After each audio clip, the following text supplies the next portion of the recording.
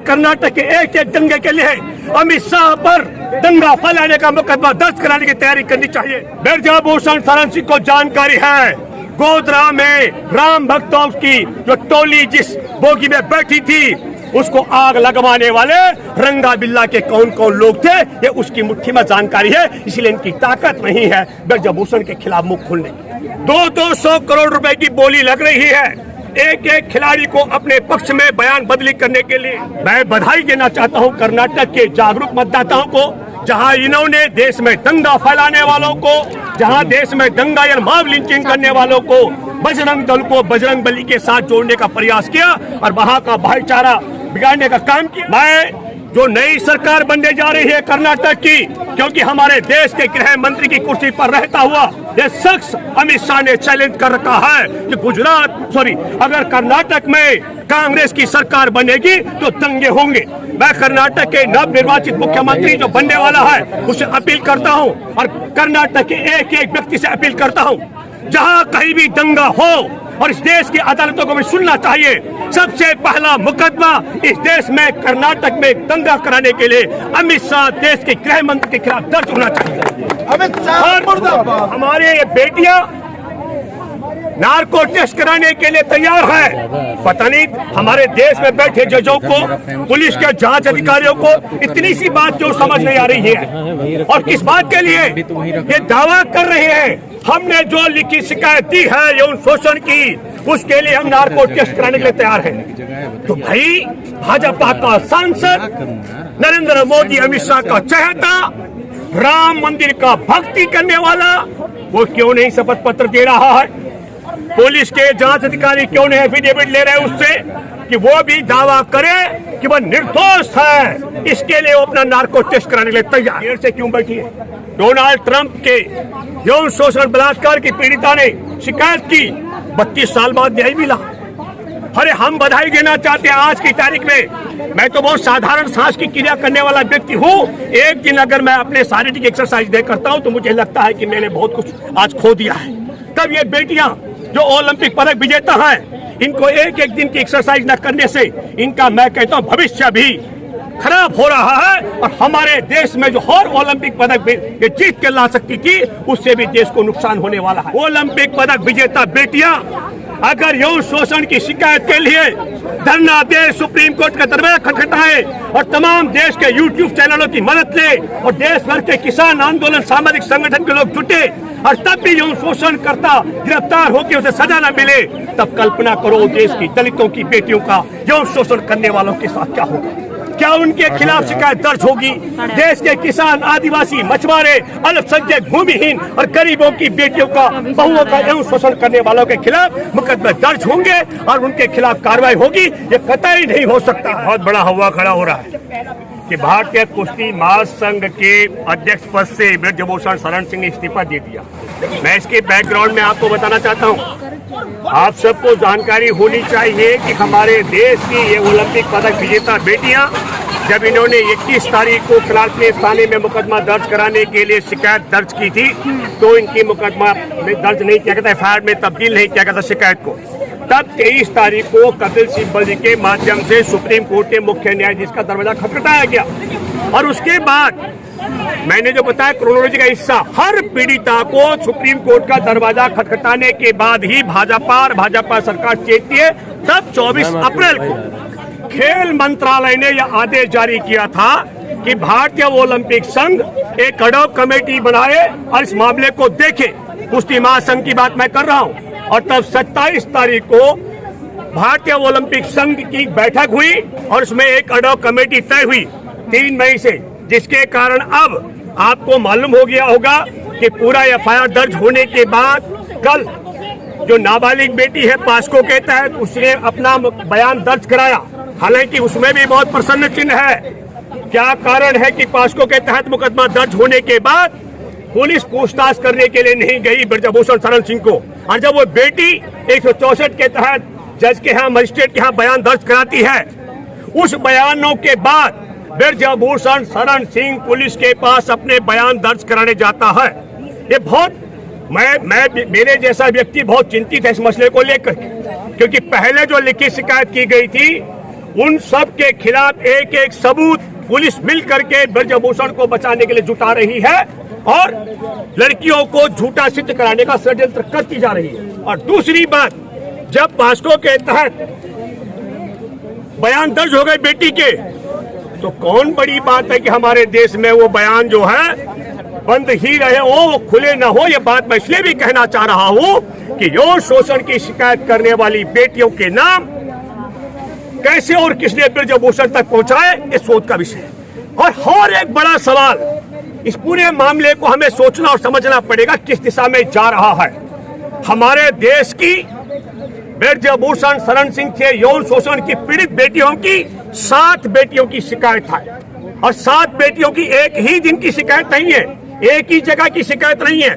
7 बेटियों की शिकायत अलग अलग जगह और अलग अलग राज्य और अलग अलग देशों की है।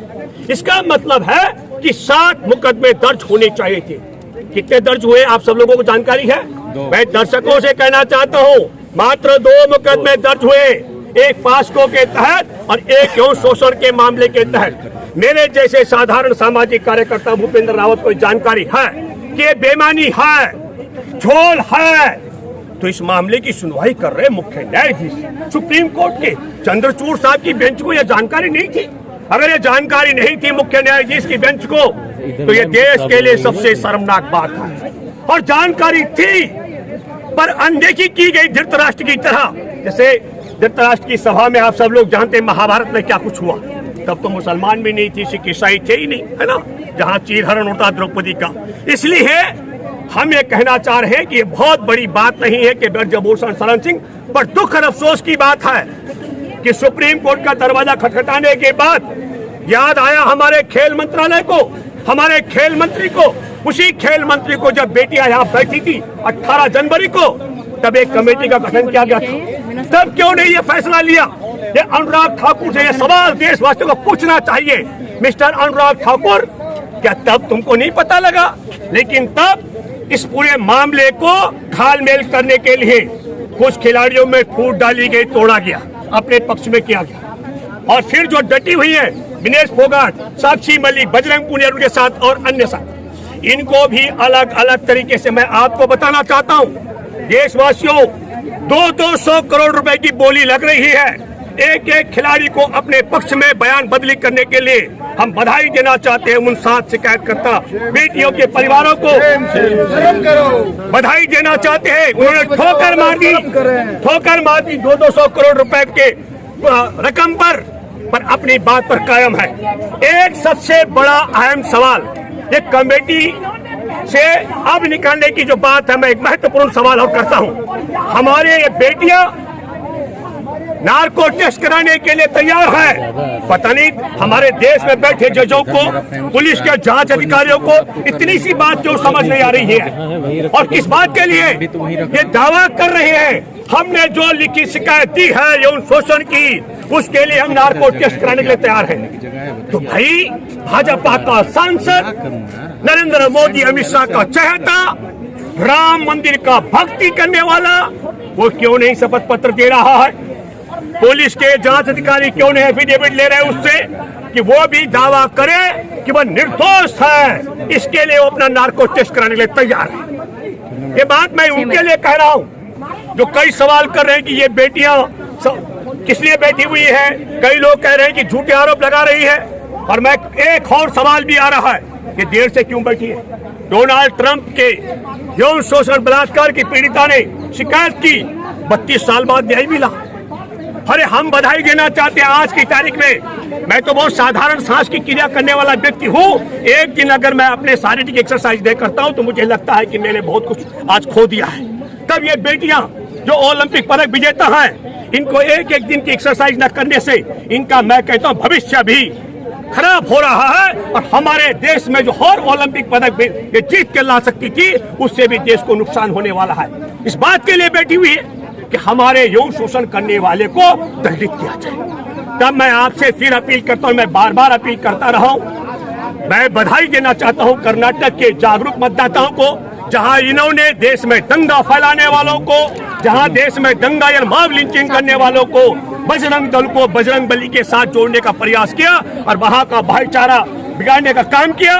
मैं एक अपील और करता हूं, मैं जो नई सरकार बनने जा रही है कर्नाटक की, क्योंकि हमारे देश के गृह मंत्री की कुर्सी पर रहता हुआ ये शख्स अमित शाह ने चैलेंज कर रखा है कि अगर कर्नाटक में कांग्रेस की सरकार बनेगी तो दंगे होंगे। मैं कर्नाटक के नव निर्वाचित मुख्यमंत्री जो बनने वाला है उसे अपील करता हूं और कर्नाटक के एक एक व्यक्ति से अपील करता हूं, जहां कहीं भी दंगा हो और इस देश की अदालतों को भी सुनना चाहिए। सबसे पहला मुकदमा इस देश में कर्नाटक में दंगा कराने के लिए अमित शाह देश के गृह मंत्री के खिलाफ दर्ज होना चाहिए। अमित शाह और इसी तरीके से मैं आप सब देश की माँ बहनों से अपील करता हूँ, जो देश की आधी आबादी की लड़ाई ये विनेश फोगाट, शर्षी मलिक यहाँ लड़ रहे हैं। आधी आबादी की लड़ाई इसलिए हमारे देश में आधी आबादी महिलाओं की है। और फिर मैं कहना चाहता हूं, सचेत करना चाहता हूं, ओलंपिक पदक विजेता बेटियां अगर यौन शोषण की शिकायत के लिए धरना दे, सुप्रीम कोर्ट का दरवाजा खटखटाए और तमाम देश के यूट्यूब चैनलों की मदद ले और देश भर के किसान आंदोलन सामाजिक संगठन के लोग जुटे और तब भी यौन शोषण करता गिरफ्तार होकर उसे सजा न मिले, तब कल्पना करो देश की दलितों की बेटियों का यौन शोषण करने वालों के साथ क्या होगा। क्या उनके खिलाफ शिकायत दर्ज होगी? देश के किसान, आदिवासी, मछुआरे, अल्पसंख्यक, भूमिहीन और गरीबों की बेटियों का, बहुओं का यौन शोषण करने वालों के खिलाफ मुकदमे दर्ज होंगे और उनके खिलाफ कार्रवाई होगी। ये कतई नहीं हो सकता है। इसलिए मैं आप सबों से अपील करता हूँ, जिस तरीके से मैंने कहा कर्नाटक के एक एक दंगे के लिए अमित शाह पर दंगा फैलाने का मुकदमा दर्ज कराने की तैयारी करनी चाहिए, ठीक उसी तरीके से जहां जहां भाजपाई मिलते हैं उनसे एक सवाल आपको करना चाहिए। क्या सवाल? चुनौती दी है। यौन शोषण करने वाले ब्रजभूषण शरण सिंह ने एफआईआर दर्ज होने के बाद पहले कहा था मैं मुंह खोलूंगा सुनामी आएगी, और उस सुनामी में बताता हूं क्या आने वाली है। ब्रजभूषण शरण सिंह को जानकारी है गोधरा में राम भक्तों की जो टोली जिस बोगी में बैठी थी उसको आग लगवाने वाले रंगा बिल्ला के कौन कौन लोग थे, ये उसकी मुट्ठी में जानकारी है। इसलिए इनकी ताकत नहीं है ब्रजभूषण के खिलाफ मुंह खोलने की। और तब हम आपसे अपील करते हैं कि इस तरीके से जो बेटियों को यौन शोषण करने वाला अब चैलेंज कर रहा है एफआईआर दर्ज करने के बाद, किया वो चैलेंज, और नड्डा, पूरी भाजपा और अमित शाह और मोदी की हिम्मत मुंह खोलने की नहीं हो रही है, तब मैं आपसे अपील करना चाहता हूं।